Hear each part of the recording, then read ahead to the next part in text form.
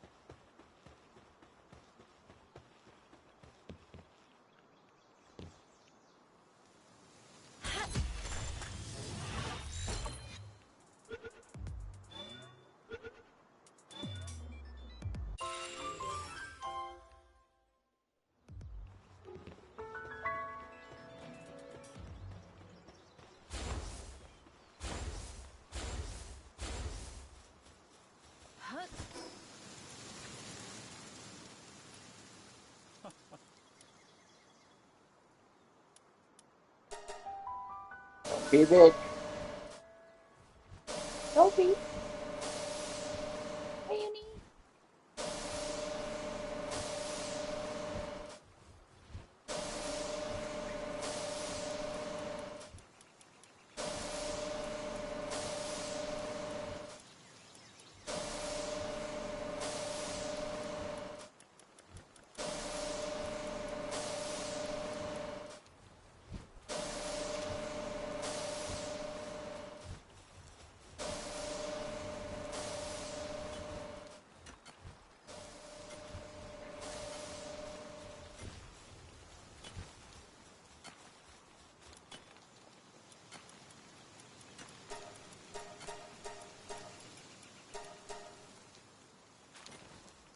Oh, what are you doing?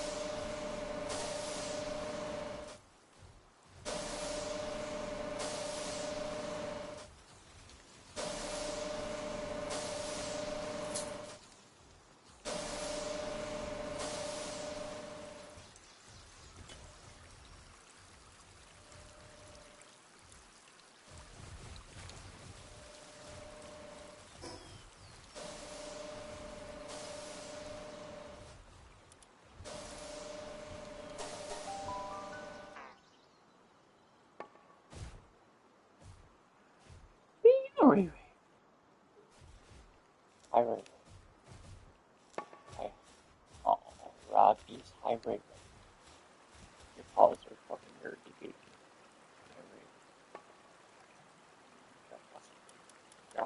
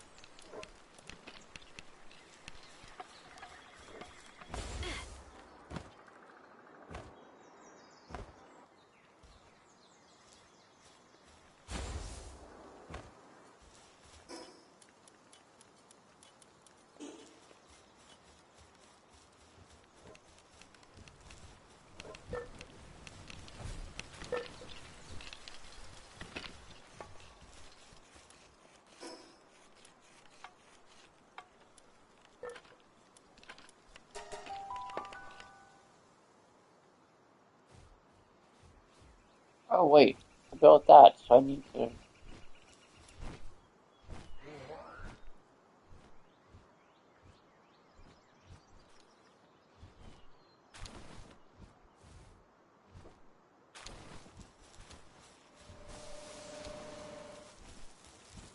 Sophie, quit being a bitch.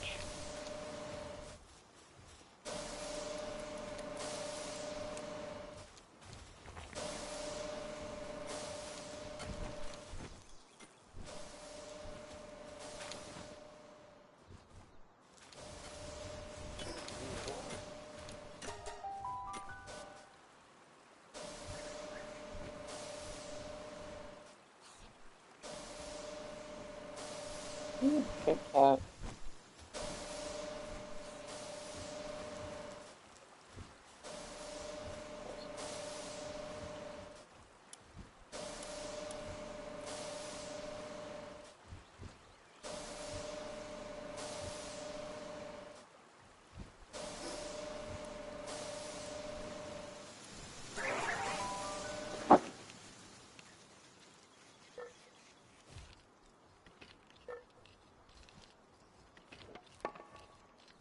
You cats are retarded.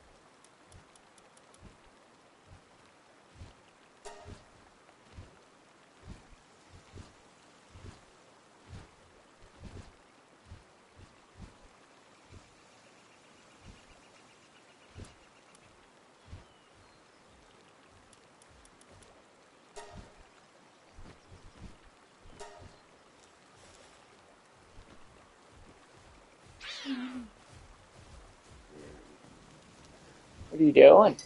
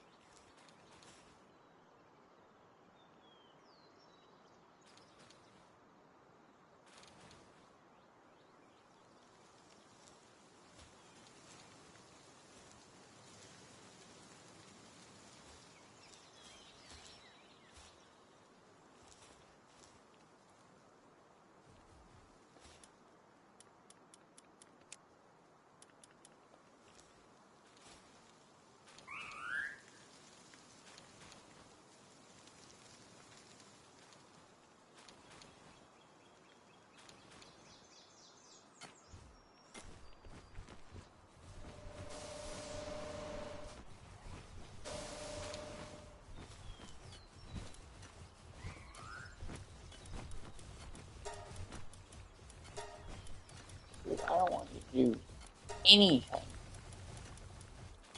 other than what you're here for.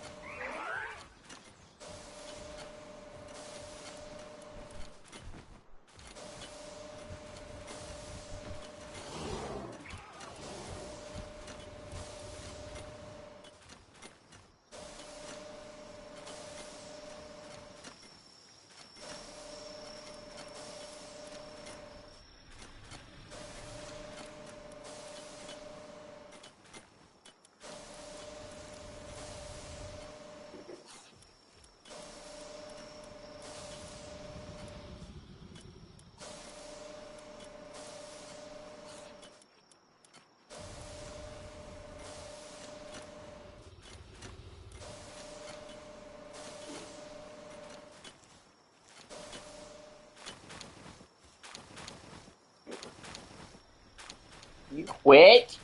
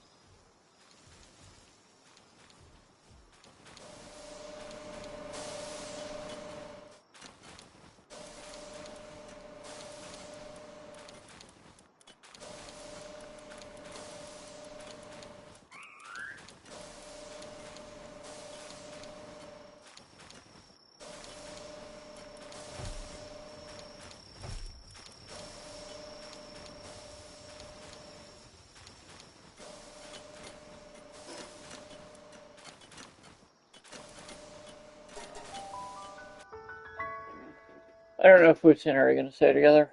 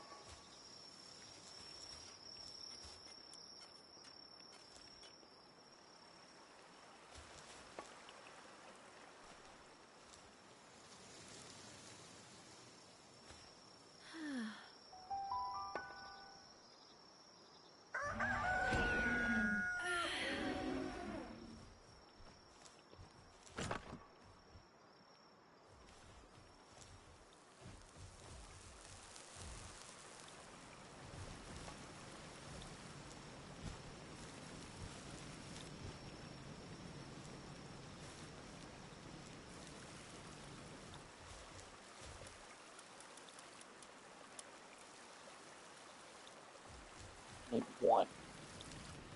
Literally.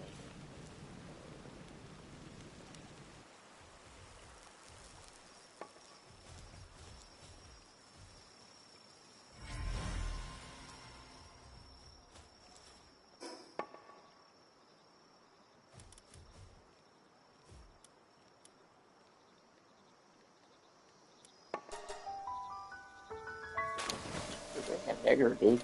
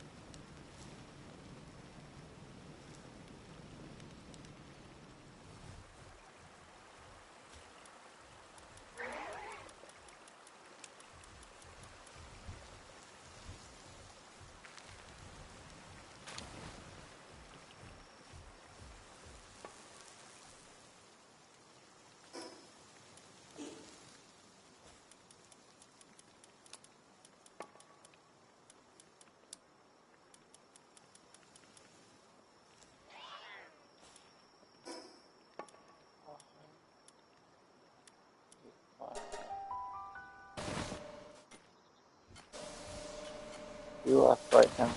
I'll throw away everything. Everything be on a big box.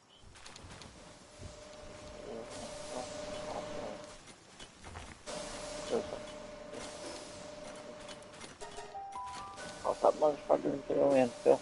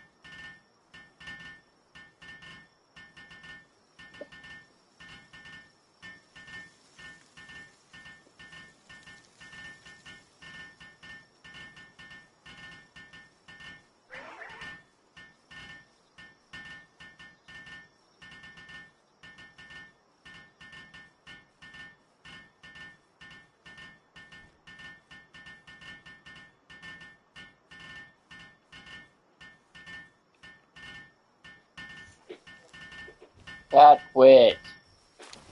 Cat, quit.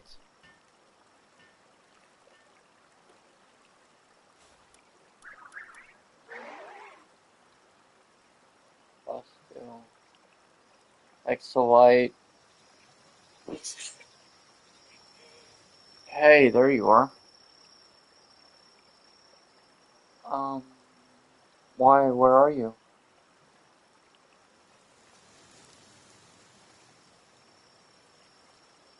I mean, we have a shit ton of pizza rolls.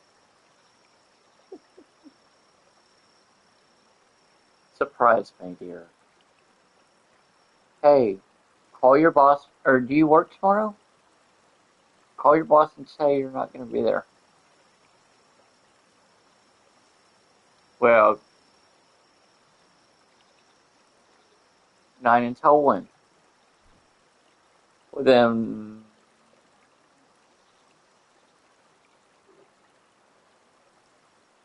I don't know. Just tell them you're not going to be there. Find a way.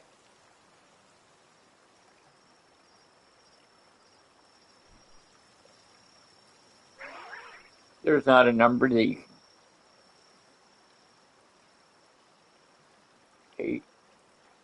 Hey, you don't need to get grouchy with me. I don't know if there's a different number like Walmart that you can call. I don't need an attitude because I'm trying to do something nice for you. I would like to go to the zoo with you tomorrow.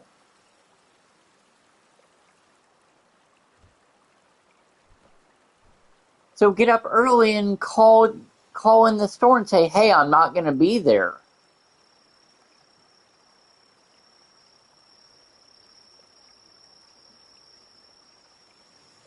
Okay, it's 4 hours. How many times have they done that to you?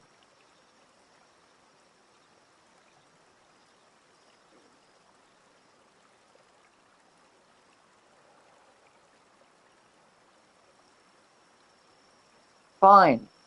Then later on, just say that we're going to go next Friday. So to take you off the schedule, try to trade your shift for next Friday.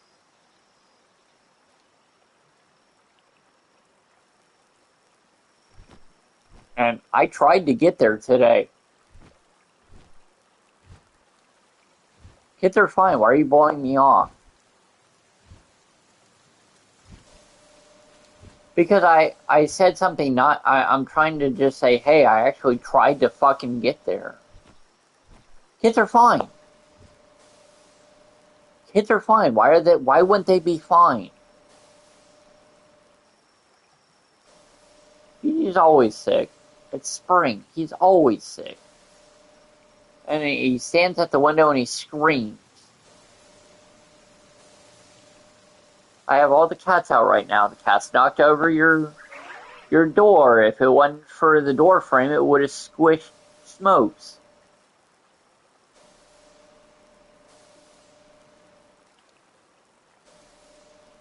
Mm-hmm. You know how you had the door propped up on its side? Yeah, that door. Kids were playing on it. They jumped on it, and it fell over, and Smokes was underneath it, and the door frame caught the back corner of it. Otherwise, it would just walk. Smokes, Smokes, is your baby? Yeah, come here. Hi, Smokes. Hello. Huh? I will in a minute. The cats were playing on it. Lavender or not lavender, but it's not gonna crush anybody. How it's perfectly wedged. It can't fall any farther than what it is. And Raven was jumping on it and playing on it until he got bored of it. Now he's just over here hanging out. Okay, get out. Get down, Lavender. I don't want you in my lap. I love you, but fuck off.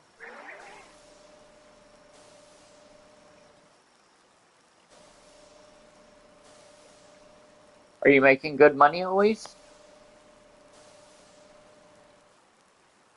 Because if not, then you need to come home.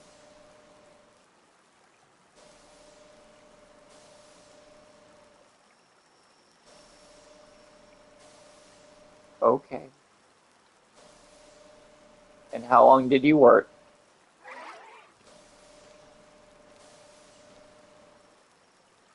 $93 alone is good. That's fine. 14 rides. Good hell. That's a lot of rides. Raven, get out of his ass. Don't look at me and do the mouth thing. That's your fault that you stuck your face in Pumpkin's ass.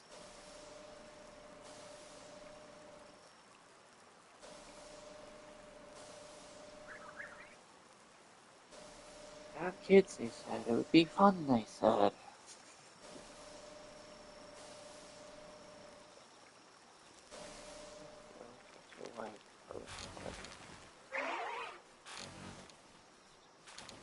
Tomorrow I'm gonna take all the stuff, all the tools and stuff, and put it in the shed. I didn't do it today because I was doing other things, and then I tried to do this,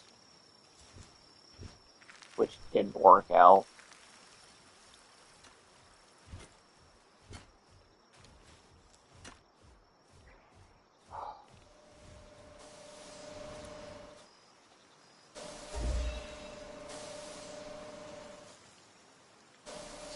Because they were doing road work, and there's nothing I can do about that, but I've never seen a turnpike that busy before.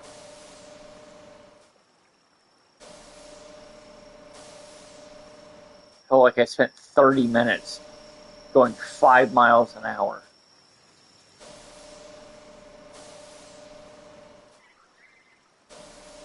Is there? It's so... Yeah, that's luxury edition. That's what I bought us. That's what you drive. But most Corollas you see don't have nice rims on it. They don't have nice wheels on it. They have stock, cheap, nasty plastic rims. Yeah, I got that LE for you.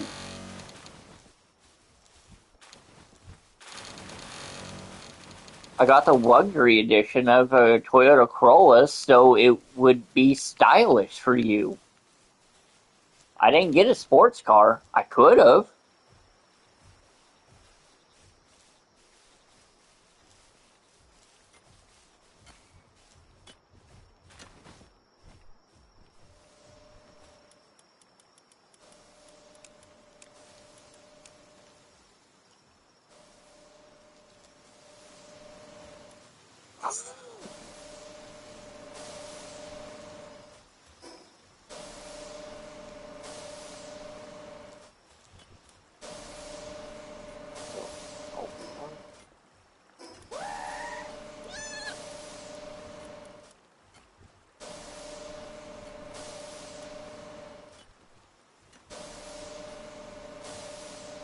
Health food, circuit board.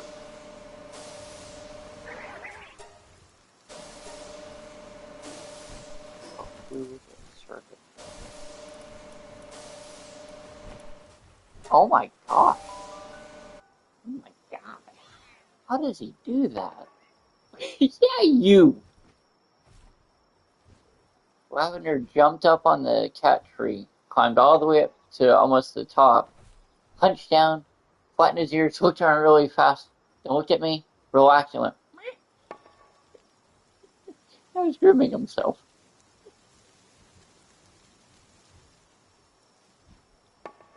Lavender, you're crazy. Oh, so I was weed eating the front yard whenever I accidentally knocked that rose off, but I was working on the graves.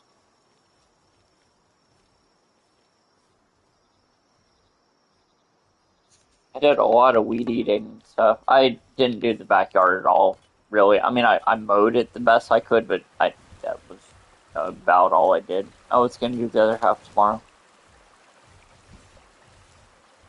Because I kind of procrastinated for a good chunk of the day. I'm not even going to lie to you. I thought it was going to rain all day. And what's her nuts said, "Don't worry about coming over." And I said, "It's perfectly fine. I don't mind." She was like, "No, it's they're doing other things. Other things came up, so they weren't able to do anything." It's all right.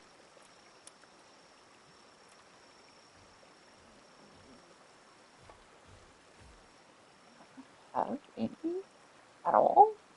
Really? Wait.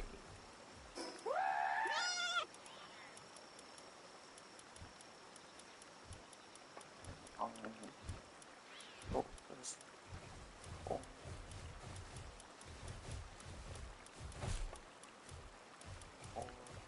oh, I guess I might have that on there.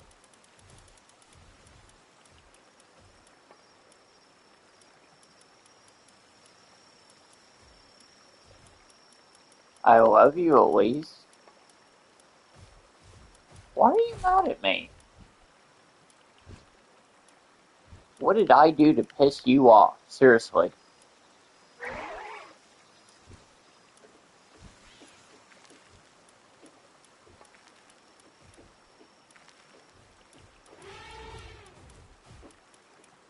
Mad at me over something that I had no control over.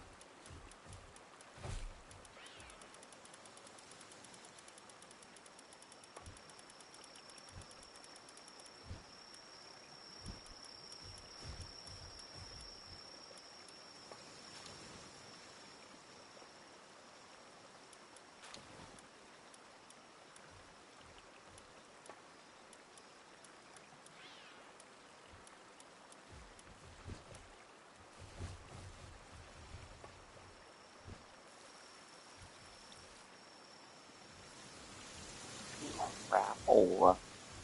Oh, damn it.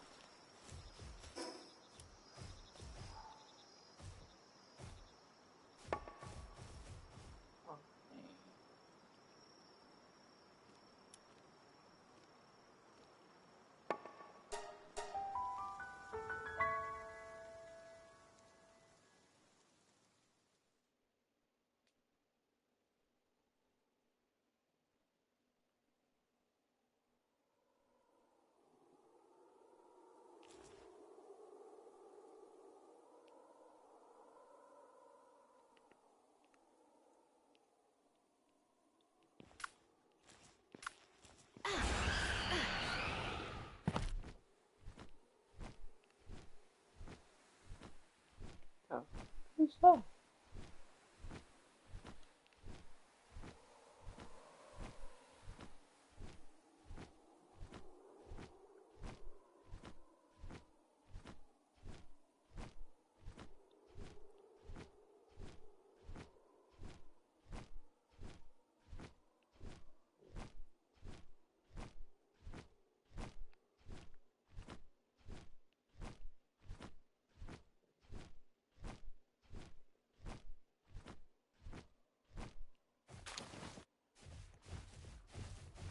Something about a pedestrian.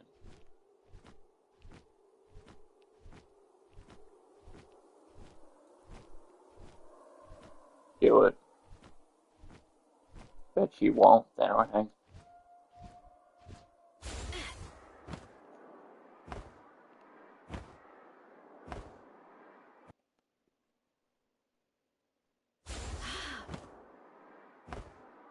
Yay, thank you, baby.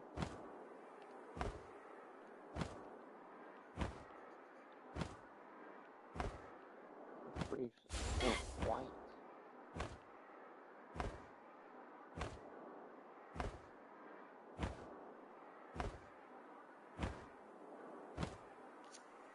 She said what? Yaha!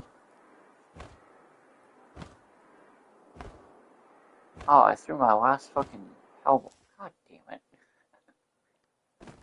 Well, if I can't ask if they're white, can I ask why they're black? Or purple? What about purple? Oh, you never let me do anything I want to do. Good. Don't ever change.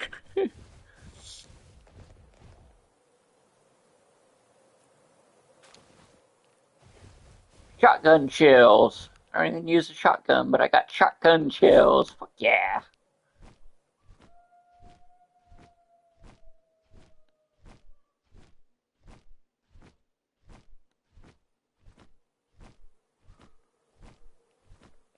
Lavender, you look like you've seen some shit. Lavender's eyes are fucking huge, and he's just absent-mindedly staring into space.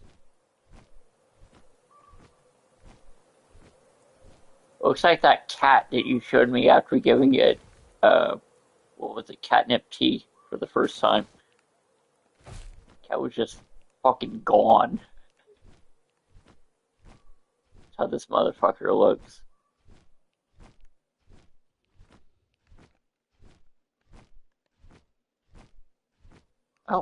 Oh, there it is. Finally, I found some. Yeah. What if I smack it with an energy sword? Holy crap.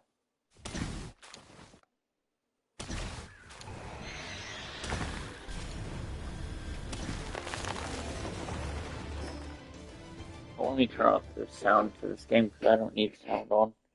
You said you said what? You saw what?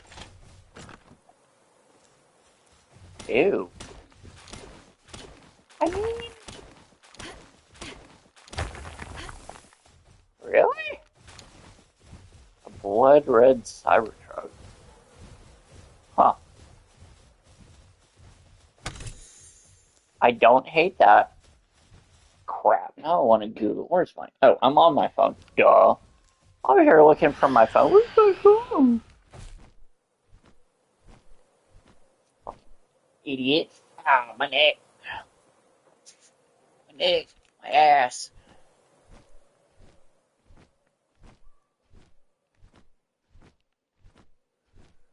I got home and took a bath. And then the dog started barking. I opened the door and said, "Shut the fuck up." Did you feed them? Did I feed them? Yeah, I fed them exactly at 5, actually. Because I came in and I was like, man, I'm starving. I haven't eaten anything all day. And then I was like, wait, what time is it? And it was right before 5. And I said, all right, fine, I'll just feed them.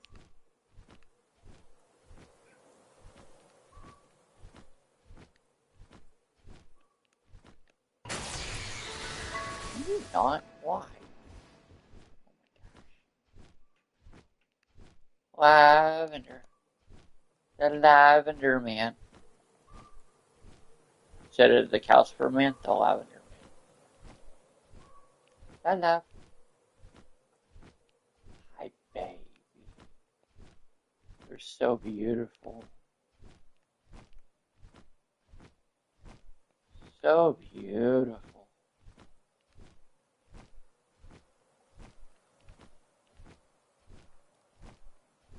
Ayo. Oh, man. Quit attacking everything.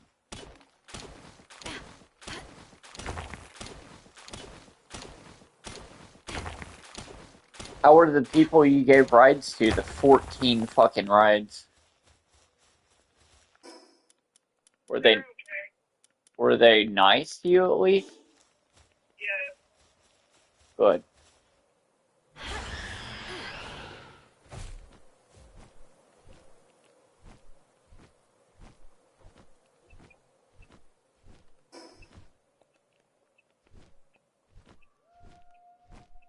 I mean, it's I've given rides and people were kind of rude to me. I gave this one girl a ride and it was really late. She was a teenager, one of those stuck-up bitches, and I was tired and I kept missing the turnoff, and she got real like bitchy towards me. She basically called me stupid, and I said, "I'm not stupid." She just kind of sighed and said, I'm not calling you stupid. I'm just, it's been a long day. And I was like, yeah, I fucking understand that.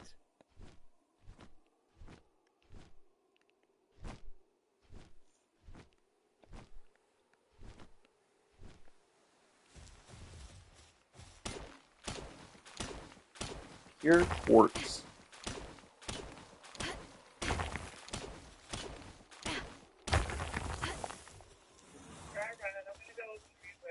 Alright, I love you. Alright, bye.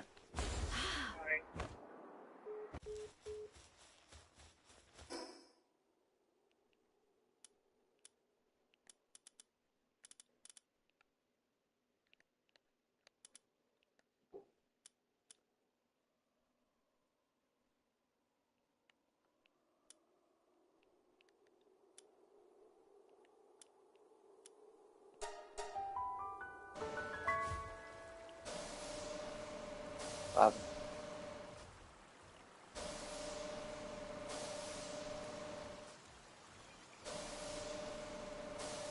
Ryan pulled over on the shoulder, stopped the car, and promptly and bluntly told his strange passenger, "Get out." Ace started laughing again, louder than ever, and slapping his knee. "Oh, come on, Chief. You that man? A big-time, successful man driving a big, expensive car like you.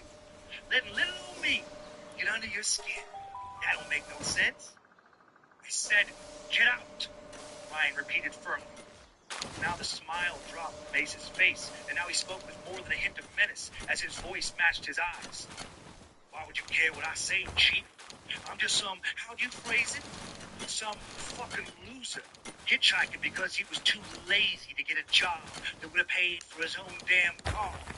Some bum without a dime to my name."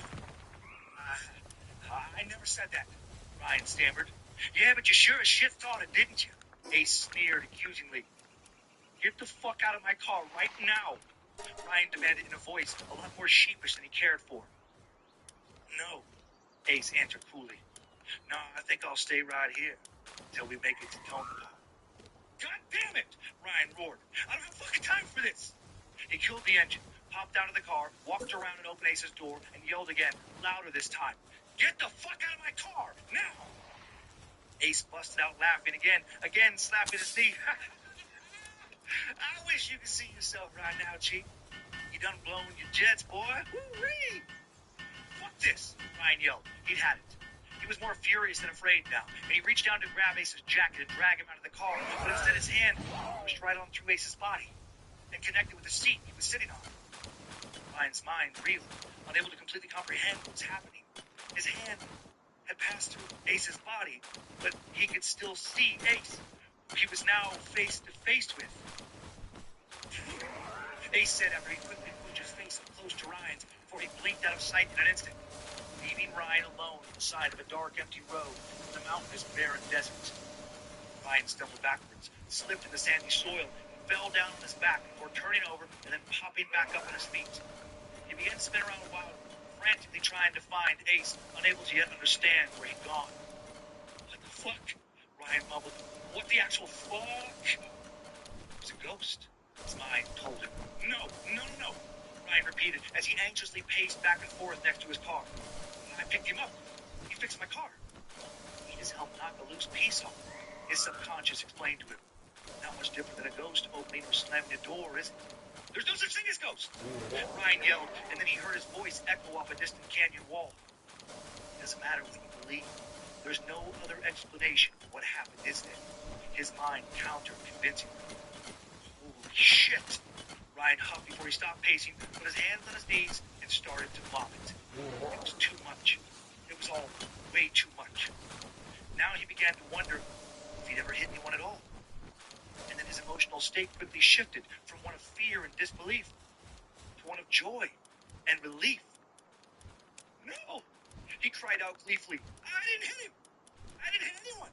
He squealed excitedly. "There was no blood! No blood! No damage!"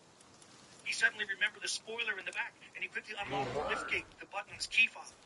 He looked it over under the interior lights of his car and started laughing maniacally. "Nothing! There's nothing on it! Because I never fucking hit you!" He howled up towards the moon. No one alive. His tried to remember what he'd seen in the moment before the accident. A young white man, a black jacket, a black leather jacket.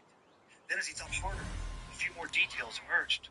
He could picture the man's black coiffed hair, his deep blue eyes. It was Ace. He'd hit a fucking ghost. He laughed like a madman again. He felt like a madman. He felt both terrified and relieved at the same time. He'd hit and then driven with a dead man. It was a story he could tell no one. No one he really knew anyway. It wouldn't be good for business. Who hires a ghost guy to handle their investments? And no one. Also, he hadn't killed anyone. No cops, no prison, no lawsuit. He still had his life. He just needed to finish the drive to Tonopah, where he was going to ace his presentation. Ryan laughed at his pun. And then he was going to take a different route home.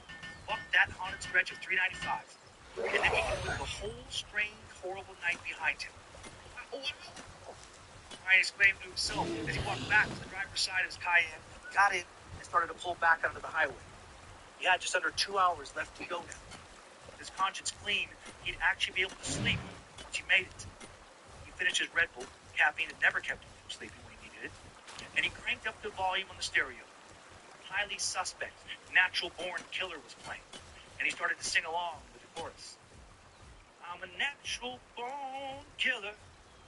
In between singing, Ryan kept laughing about the utter unbelievable absurdity of his evil. What an insane roller coaster it had been.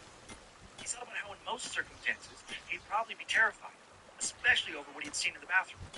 But because he had been so certain for several hours that he had literally killed someone, that he had left them to die on the highway if they weren't already dead, that he would go to prison for years, his house, his business, and the future he had worked so hard to build, immense relief and gratitude trumped any notions of fear of the paranormal.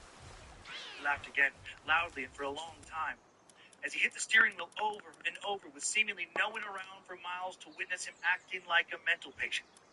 No, it was just him in the cold, high desert of western Nevada, and the vast and uncaring starry sky above. He cocked his head back to look up through the glass of the sunroof and take it all in. The night sky was strikingly beautiful. He could not only see all the stars, but the ghostly, ethereal white of the Milky Way. Better keep your eyes on the road, Chief. Don't want to hit anyone else. No! Ryan yelled, and startled and looking towards the passenger seat for Ace, he accidentally tugged on the steering wheel and ended up on the shoulder of the road, coming dangerously close to a steep embankment where he could roll down to the bottom of a rocky, dry creek bed should he not correct in time. He steered the car back onto the road, but overcorrected, and the Cayenne precariously teetered on two wheels for a moment, nearly careening around enough to be sent into a death roll before veering off the other side of the highway onto a wider shoulder with no steep embankment before Ryan finally got the vehicle under control and pulled back safely into his lane. Damn, that was too close. I thought for sure you were done for a second there, Chief. Ace leered. Why the fuck are you still here? Ryan, equally terrified and frustrated, yelled at the apparition. He could now see through the rear view mirror, sitting nonchalantly in the back passenger seat. We ain't done, Chief, Ace said, sounding every bit as friendly as he'd appeared when Ryan had first encountered him. Come on, Ryan, he continued with his crooked smile. A deal's a deal. I'll fix your car. You take me as far north as Tonopah, remember? And since we're both going to be there, I was thinking, might as well be roommates tonight. No, our deal was based on bullshit, Ryan yelled, as he, not paying attention to how fast he was driving, picked up speed as he raced down the highway. I never hit anyone, you asshole. It was you. It was you the whole fucking time, he shouted as he glared into the mirror accusingly. Ace laughed at that. You got me dead to rights there, Chief. Yeah, that was me. But it weren't all smoke and mirrors. I wasn't in the road. I was on the shoulder. Just like the real time back in 62. And now Ace's voice turned venomous. And just like the real prick that hit me, you done me dirty. You left, just like him, like I was nothing. Ryan had no response. He had thought he'd hit someone. He hadn't been paying attention. And he had driven away. Doesn't matter, was all he managed to say. Finally then, I'll find a priest and have him exorcise your ass. And then Ryan laughed again like a crazy person. You need to get it together, Chief. Ace cracked from the back seat, busting up with the seat. He had it with a big grin. But then the smile left his face again, His eyes grew the coldest they'd ever been, and his voice lowered nearly to a growl for what he said next. You see any freaks around here, amigo? As far as I can tell, it's just you, me, and the night. You don't scare me, Ace. Ryan lied. You all bark and no bite. You're dead, buddy. You're fucking dead. He screamed, then he started to laugh again. Ace continued to stare him down with his cold, dead eyes as he coolly said, well, I do scare you, Chief. I scare you bad. And I'm about to scare you worse. I really was on my way to Reno, you know. 63 years ago this night, I was gonna beat someone. But he took that from me. Hit me hard and busted me up real good. But I was alive, goddammit! And then he roared. But he left me to die, just like you! Ryan, his heart pounding with fear and adrenaline, kept speeding up, subconsciously trying to drive away from the menacing ghost in the back seat. He didn't realize he was now driving nearly 100 miles an hour. No, not like me, Ryan protested. I didn't really hit you. You died over 60 years ago. Move the fuck on. Ace's ghost laughed in acknowledgement, but clearly didn't find what Ryan said very funny. He shook his head, sighed, and said, I would if I could. God knows I would. I'm not sure why I can move on. I don't. Too hot over it all still, I guess. Ace then paused, smiled mischievously, and hissed. I got an idea, Chief. Thought you could show me how it's done. Ryan felt truly, deeply afraid again. His voice trembled as he asked the question he feared he knew the answer to already. What are you talking about? Ace lit up a phantom cigarette before speaking slowly. Death, Ryan. Death is what I'm talking about. And then after he took a deep drag and exhaled, disappeared. He was back, but a second later, now in the front passenger seat, and looking every bit as mangled and bloody as he had in the gas station bathroom mirror. Show me the way, Chief. Take me to the light. He roared impossibly through an obliterated face and jaw. Ryan, horrified and startled, ended up jerking the steering wheel as he instinctively tried to back away from the monster beside him, which, at 110 miles an hour now, quickly sent the Cayenne rolling off the side of the road, down the steep embankment over 100 yards to the bottom of a small canyon, where it slammed to a stop against the rock face at the base of a mountain. The airbags deployed, and Ryan was wearing a seatbelt, but the force of the impact knocked him unconscious, crumpled the front end, and pushed the steering wheel into his ribcage, crushing it and pinning him in place. He woke up roughly 30 seconds later, bleeding internally with dozens of broken bones, but still alive. How you feeling, Chief? Ace asked him through the busted front passenger door window, still smoking his cigarette. I ain't gonna lie, he's looked better. He laughed. And here comes some more bad news. There just ain't no way you're gonna make that meeting in Tonopah. Sorry, bud. He grinned. Ryan could only gurgle and groan in response. What? Ace now beamed. In better news, you're still alive. So I guess you're in better shape than me, huh? But unless you get help soon, well, I feel like that's about to change. Pretty busted up. Better call for help.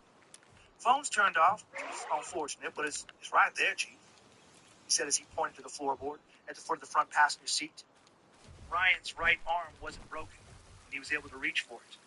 But then he cried out in pain when he was still a good 2 feet from being able to grab it. I thought, he wheezed. Please, just stop. 911. I can do that? Ace grinned. I can't do much in my spiritual state, that's for damn sure. But I've learned I can get some shit done.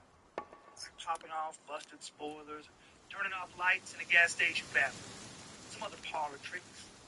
I imagine I could easily push a few buttons on the phone. He paused, glared ferociously at the cocky and narcissistic young wealth manager from Los Angeles, who only cared about himself. He thought he ran a man down. But I won't, he seethed. What goes around comes around, Chief. You ever hear that one? No, you left me to die on the road, so it's only fair I return the favor. I imagine I'll probably keep haunting my stretch of road down south, Daddy-o. Guess this stretch might be yours now. Maybe we'll cross paths again someday. Haunt some poor fool together. See you around, pal. With that, Ace took one last deep drag off his Marlboro, faded into nothingness, returning to wherever he would disappear to in between anniversary appearances at the site of his death. A place not even he himself fully understood or knew how to get to or return from. It was just something that... Please. Ryan croaked, doing his best to speak with a throat and mouth filling up with blood. Please come back, please. Come back. Don't leave me here. Don't let me die. Don't let me die. This is not fair. It's not fair. And right before 34-year-old Ryan Castillo lost consciousness, he died. Of all the things he could have seen, he watched what looked like a little raccoon scurrying down the road above him. Ace was wrong. They did live out in the desert alone, far from people. If you weren't dying, you would laugh. And that's it for this Nightmare Fuel. I hope you loved The Hitchhiker. Hope you enjoyed Ace. Good or bad? I don't know. But probably still a better guy in death than Ryan was in life. Today's tale was written by me, Dan Cummins, and scored by Loki Keith. If you enjoyed this story, check out the rest of the Bad Magic Productions Academy. Time Suck every Monday at noon Pacific Time. Little short sucks on some Fridays. And these Nightmare Fueled episodes on some Fridays as well. Almost 30 of them. And new episodes of the now long-running paranormal podcast, Scared to Death, right here every Tuesday at midnight. Please go to badmagicproductions.com for all your Bad Magic needs, including show-related merch. And stay scared.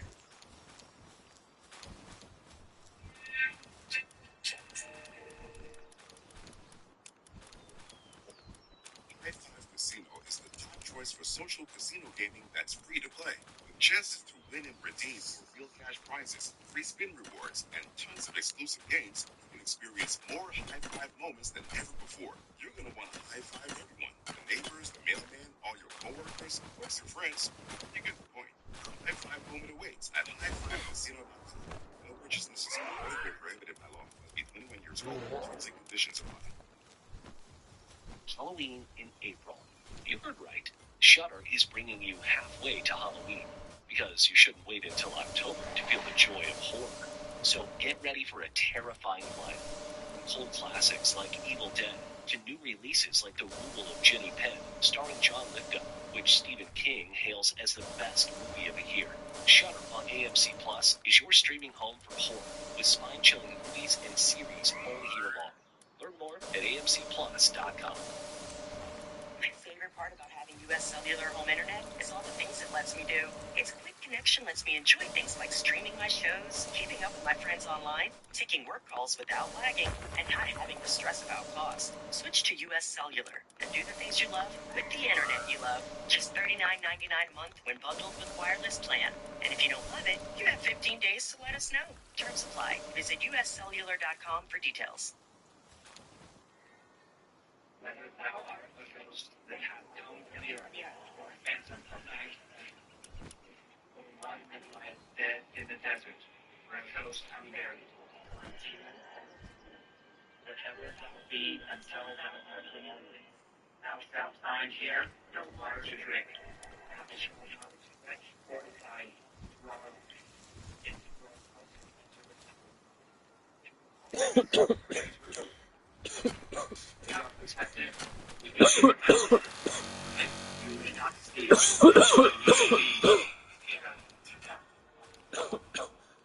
Welcome to Scared to Death, Peeps Peepers, Roberts and Annabelles. I'm Dan. I'm Lindsay. Hello, Lindsay. Hello, Dan. Quick things, and then we are off and running. Before we get into the show, I just want to thank Scott and Forrest over on Astonishing Legends for having me on their show recently. Oh, good guys. They're great guys, and they run a wonderful show, and they just know so much about the paranormal, definitely more than I do. Always love chatting with them. And then also excited to be performing at the Nashville Comedy Fest this weekend, when this episode comes out, Friday and Saturday, April 11th and 12th. My last stand-up spots for the year, and possibly for a very long time. Just too busy with Nightmare Fuel, Scared to Death, plans for Nightmare Fuel-related content in the future, everything over on Time Suck, and just life in general to, have the space to touring and generating new material I feel good about. So I hope to see some of you at Zany's in Nashville. Woohoo! We are going to do little meet and greets after the show, so... Impromptu ones. No, you don't have to pay for anything. Yeah, just a casual, come by, say hello, grab a photo. Yeah. I'll be there if that's an extra motivator. And that's it. And that's it. I'm looking forward. We're both looking forward to it. I forgot that we have a new co-host of this show. Oh. You guys, I'll have Logan, add her to the carousel, I suppose. But her name is Pineapple, and she's a sunny angel, and she hangs out. She's a sunny angel hipper, and she hangs out on my computer. Yeah. And if you don't know what that is, look it up, and you're welcome.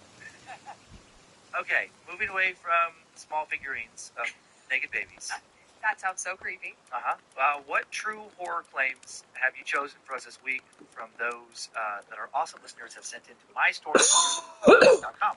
Yes, well, Dan, I have a double feature haunted house situation this week. Yes, two very different kinds of haunted houses and the way that they show up and the interactions that the people of this world interact with the entities of that world. But I love them both. And our second one also has a little video to go with it at the very end. So make sure you hop on over to Scared to Death Podcast on our Instagram. If you're on Patreon, it's there as well. And you can see this little video. And Facebook as well. Nice. My first of two stories comes from Council Bluffs, Iowa. Small city just across the Missouri River from Omaha, Nebraska. Back in the 1970s, a man claims to have lived in a haunted home there. He shares his experience. And then for my second story, we'll head to just outside Los Angeles to Tujunga Canyon to explore claims of alien abductions from that area. Okay. So once you've shared what spoopy socks you've got on today, I'll share my first paranormal encounter. Well, I asked for socks, and thus they came. That's so nice. And thou shalt receive. I hope you get these before St. Patrick's Day. Love listening to the podcast. Stacy, parenthetical, chickens with mom. And then she lists a website, chickenswithmom.com. I have no idea what that is. Like, if it's pornographic, it's not my fault because I didn't look. They did not arrive in time for St. Patrick's Day, but alas, they are here with me today. These funny little socks that say a wee bit Irish today with two chickens wearing green top hats. They're really funny. I really appreciate them. Thank you so much, Stacy. That is awesome. The chickenswithmom.com is porn. No, it's a website of a lot of funny, like generally maybe always chicken related merch. Funny. So just art like chicken related, like t-shirts, coffee mugs. I'm guessing socks, stickers. Super cute. That's funny. I think that was coming back to me. I think that I've communicated with Stacy before, or she has sent us something before. Stacy's website. Yep, I just went to the About section, and sure enough, there's Stacy. Yeah, and now it's feeling a bit familiar. And maybe... She looks familiar, too. Oh, Stacy. Dan knows you. Very cool. Go support Stacy's Chickens Mom. That's a very funny website. It's really funny. Okay, so I'm going to jump right into this story. Here we go. Time now for the tale of Boy. In Council Bluffs, Iowa, during the mid-1970s, there used to be this old, creepy house on South 7th Street. A crumbling Victorian that was built sometime back in the 1800s. Might still be moved out of the area in the 80s. So did my sister, both my parents who lived there. They are no longer with us. The house was just a few blocks from Payless Park and the Railroad Museum if you know the area. It was already rumored to be haunted and had been abandoned for I don't know how many years when my little sister Emily, me and our parents all moved in together. Why would anyone move into that house, you might wonder? In short, my dad loves deal. My dad was a manufacturing systems specialist for this huge Tyson Foods production facility in town. Don't ask me exactly what his job entailed. Every time he ever tried to explain it to me, my eyes started to gloss over, and my mind began to wander within seconds. My dad was a very logical and a very stubborn guy. A no-nonsense, work hard, worry about real problems in the real world, not some campfire tale, supernatural hocus-pocus kind of bullshit man.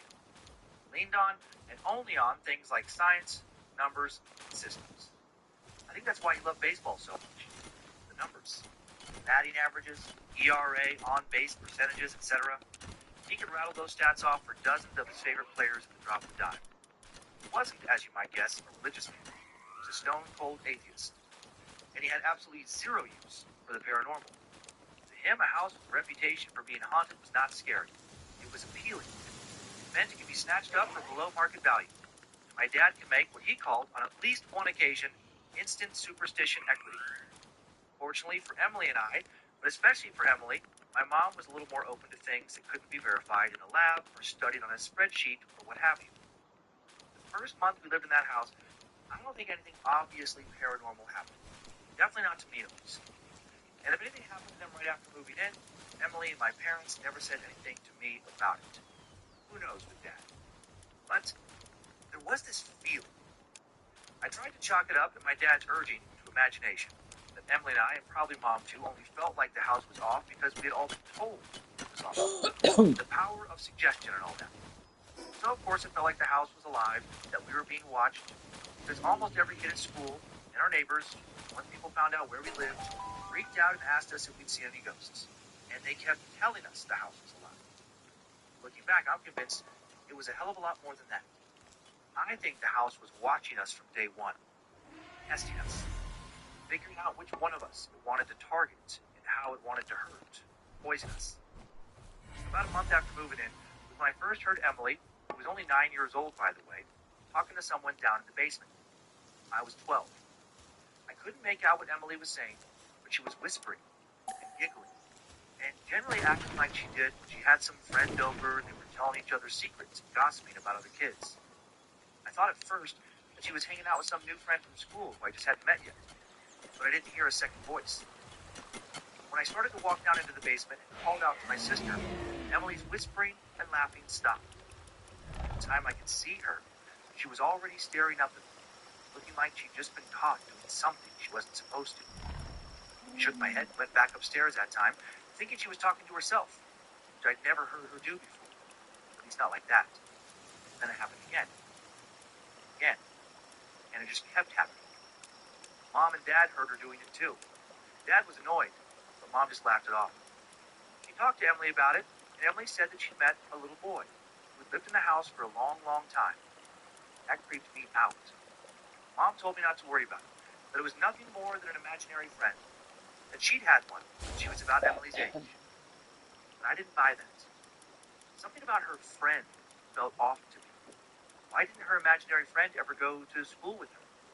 Why didn't she ever talk to her friend outside of the house, anywhere at all? How come they only ever seemed to chat in the basement?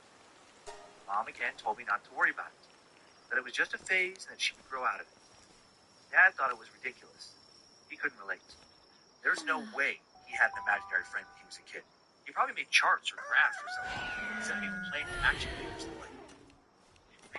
But he also ultimately found it harmless, at least initially.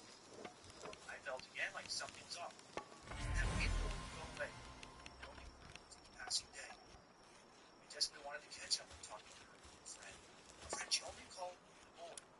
She didn't know I was around. One day, I snuck down into the basement after I got home from school, while Emily was still having her after-school snack, and I hid behind some old boxes and waited. About 15 or 20 minutes later, Emily came downstairs and sat down in front of some of her dolls that before she had brought down previously at some point. Dad was planning on turning most of the basement into a big family for her and I and our friends to play, and I imagined not be hurt over the announcement of the Royal Games and watching. Pretty soon, I heard her whisper.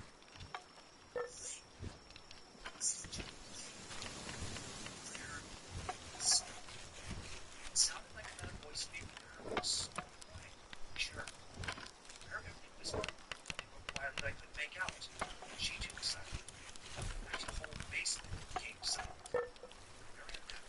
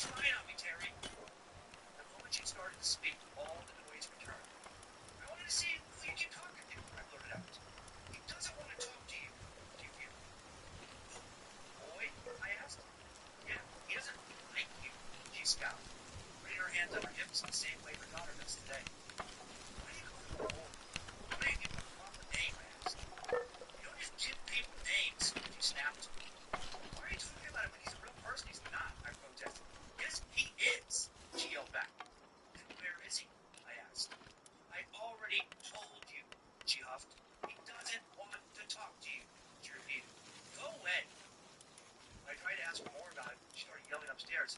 Mom! Terry won't leave me alone! No one had another basement door until 8. I snuck back open the door to the basement a few minutes later.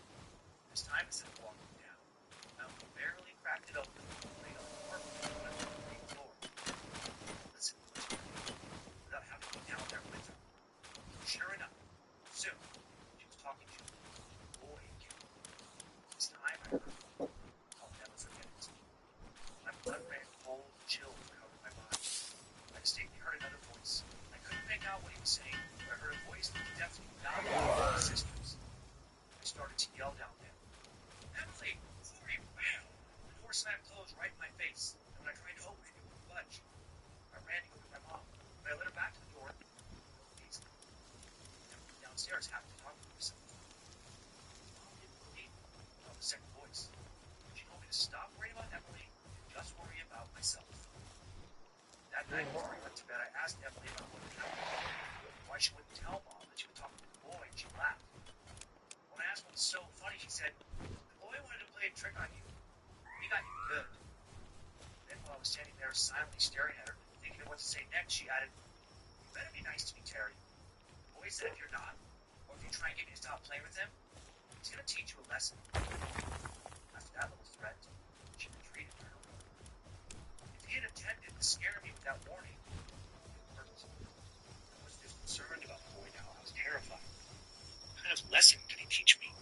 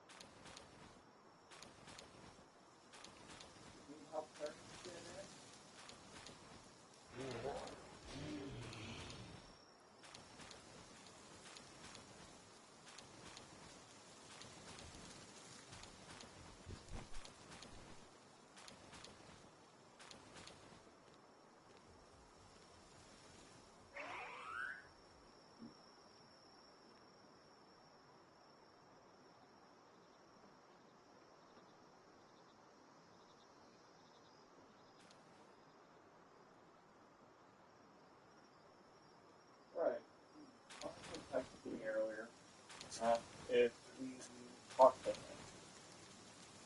or rather, he lives with door.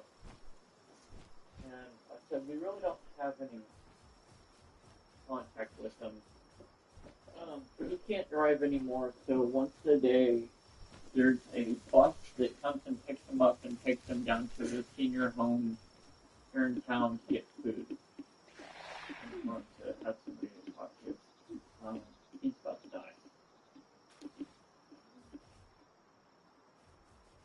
Apparently he does. He's not working well at all.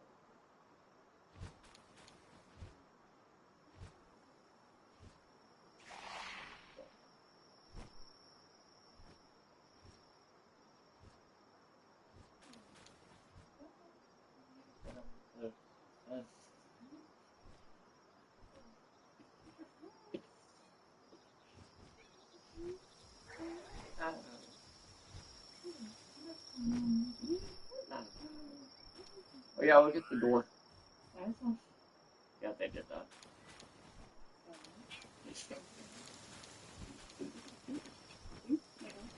You want to watch that chick? If I sit back there and you sit here, you want to watch that chick?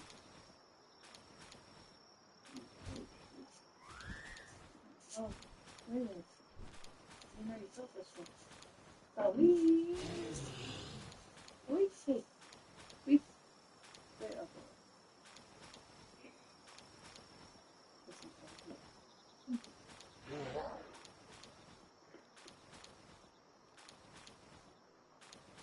Dog is. Anyway, I'll get off this if you want to sit in here. Choke the chicken. Or after he fucks you up.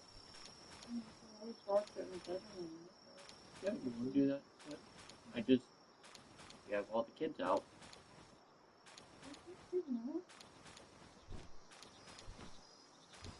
You don't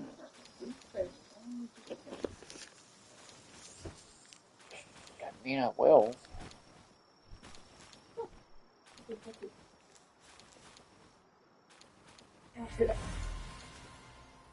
on. Oh, it smells. Hit her in the butt. Good.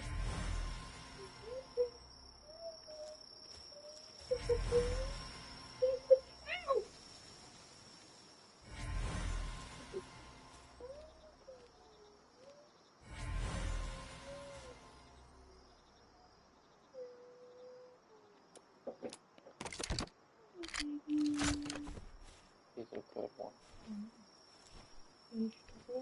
Good boy, I don't know.